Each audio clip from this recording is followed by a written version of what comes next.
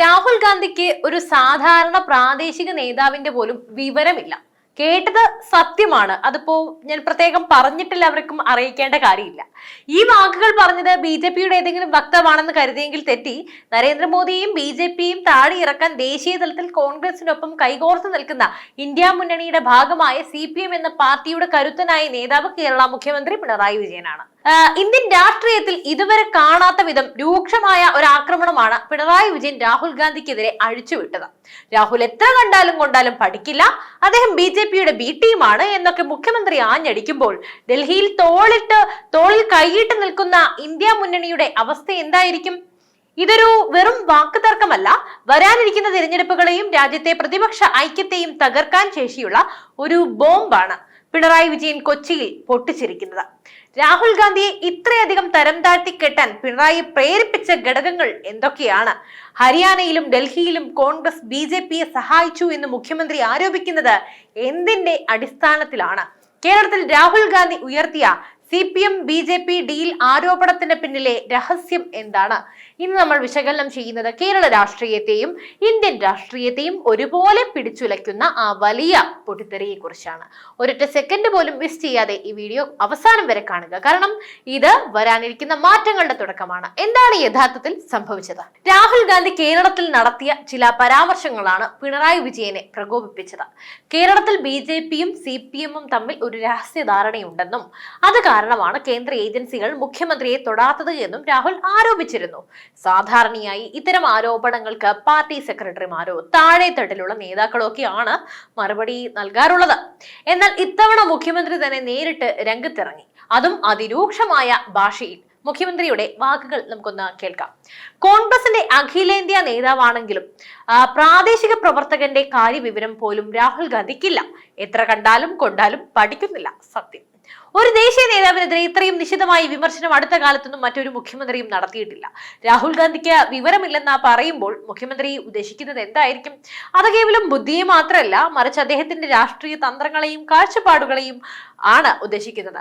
മുഖ്യമന്ത്രി ഉന്നയിച്ച ഏറ്റവും പ്രധാനപ്പെട്ട പോയിന്റ് ഹരിയാന തിരഞ്ഞെടുപ്പാണ്. ഹരിയാനയിൽ BJP മൂന്നാം തവണയും അധികാരത്തിൽ വന്നത് ഇന്ത്യയിലെ രാഷ്ട്രീയ നിരീക്ഷകരെ ഞെട്ടിച്ച കാര്യമായിരുന്നു. അവിടെ BJP വിരുദ്ധ വോട്ടുകൾ ഭിന്നിച്ചത് കോൺഗ്രസിന്റെ പിടിവാശി കൊണ്ടാണെന്ന് പിണറായി തന്നെ കുറ്റപ്പെടുത്തുന്നു.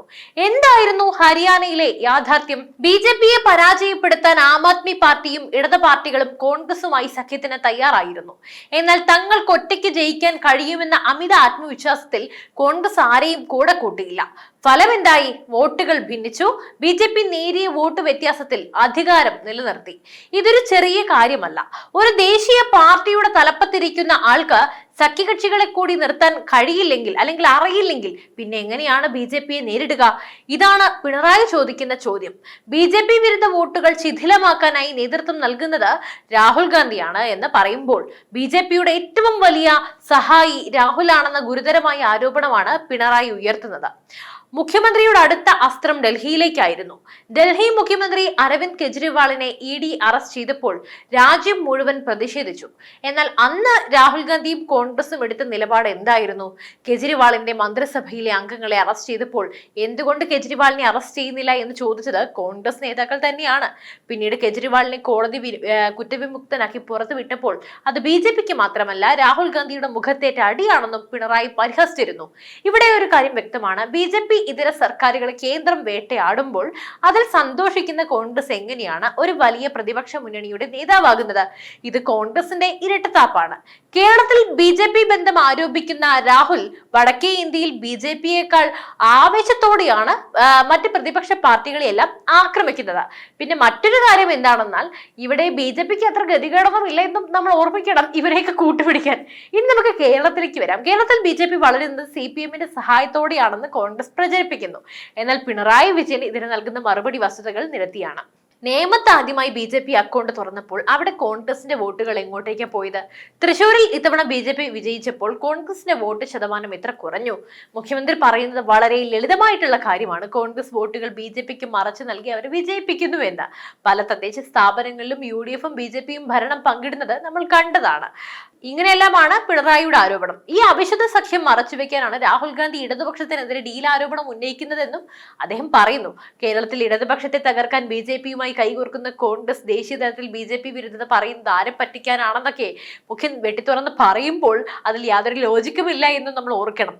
മാത്രവുമല്ല, പലപ്പോഴും രാഹുൽ ഗാന്ധി സത്യത്തിൽ ഒരു BJP പ്രവർത്തകരാണ്. അതെപ്പോഴാണ് വിഡിത്തം വിളമ്പുമ്പോൾ സത്യം ജനങ്ങൾ മനസ്സിലാക്കുന്നു. അങ്ങനെ മമതാ ബാനർജി, അരവിന്ദ് കെജ്രിവാൾ, അഖിലേഷ് യാദവ് തുടങ്ങിയ ശക്തരായ പ്രാദേശിക നേതാക്കളുമായി ഒത്തുപോകാൻ കോൺഗ്രസിന് സാധിക്കുന്നില്ല. ശക്തരായ എന്നല്ല, ജനങ്ങളെ പറ്റിച്ച് ഉന്നതിയിലേക്ക് എത്തിയവർ. പിന്നെ മറ്റു പാർട്ടികളെ തോൽപ്പിക്കാനാണ് കോൺഗ്രസ് കൂടുതലും ചെലവഴിക്കുന്നത്. പിന്നെ BJP-യുടെ ഹിന്ദുത്വ രാഷ്ട്രീയത്തെ നേരിടാൻ മൃദു ഹിന്ദുത്വ സമീപനമാണ് പലപ്പോഴും കോൺഗ്രസ് സ്വീകരിക്കുന്നതെന്ന് പറഞ്ഞു കേൾക്കാറുണ്ട്. എന്നാൽ ജനങ്ങളെ ആശയക്കുഴപ്പത്തിലാക്കുന്ന കാര്യം എന്തെന്നാൽ രാഹുൽ ഗാന്ധി എപ്പോഴൊക്കെയോ വിളിച്ചു പറയുന്ന, അതായത് പലപ്പോഴും വിളിച്ചു പറയുന്ന വിഡിതങ്ങളാണ് ജനങ്ങൾ എപ്പോഴും അവരെ ആശയക്കുഴപ്പത്തിലാക്കുന്നത്.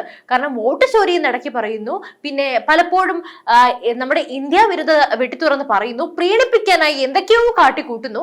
ഇങ്ങനെയുള്ള രാഹുൽ ഗാന്ധിയെ എങ്ങനെ ജനങ്ങൾ വിശ്വസിക്കും? സത്യത്തിൽ പിണറായി വിജയൻ ഉദ്ദേശിക്കുന്നത് ശരിയാണ്. അതായത് രാഹുൽ ഗാന്ധിയുടെ കഴിവുകേട് അത് അപാരമാണ്, അത് മാത്രം നമ്മൾ അംഗീകരിക്കുന്നു. എന്നാൽ രാഹുൽ ഗാന്ധിയുടെ വിഡ്ഢിത്തങ്ങൾ അത് കാരണമാണ് BJP-ക്ക് വളക്കൂറ് കൂടുതൽ ലഭിക്കുന്നത്. പിന്നെ ഇവിടെ കേരളത്തിലേക്ക് വരുമ്പോൾ BJP വളർന്നു വരുന്ന അതിശക്തമായ ഒരു മൂന്നാം മുന്നണിയായി വളർന്നു വരികയാണ്. ഇതിനെ തടയാൻ ഇവിടെ ഇടതിനോ വലതിനോ സാധിക്കുന്നില്ല. അപ്പോൾ ആ ഒരു സന്ദർഭത്തിൽ ഇവർ അങ്ങോട്ടും ഇങ്ങോട്ടും പഴിചാരി സമയം കളയുകയാണ് സത്യം പറഞ്ഞാലുള്ളത്. അതായത് ഈ രണ്ട് മുന്നണികളുടെയും ഭരണം ജനങ്ങൾക്ക് മടുത്തു. അപ്പോൾ ആ ഒരു ഘട്ടത്തിൽ ജനങ്ങൾ തീർച്ചയായും മൂന്നാം മുന്നണിയെ ആഗ്രഹിക്കുമല്ലോ. അതാണ് നമുക്കിവിടെ കാണാൻ സാധിക്കുന്നത്.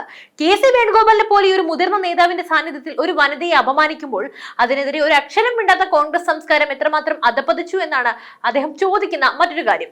രാഷ്ട്രീയത്തിൽ വിയോജിപ്പുകളാകാം, പക്ഷേ അത് വ്യക്തിഹത്യയിലേക്കും സ്ത്രീവിരുദ്ധതയിലേക്കും തരം താഴരുത് എന്ന പിണറായിയുടെ നിലപാട് അതാണ് മറ്റൊരു വിഷയം.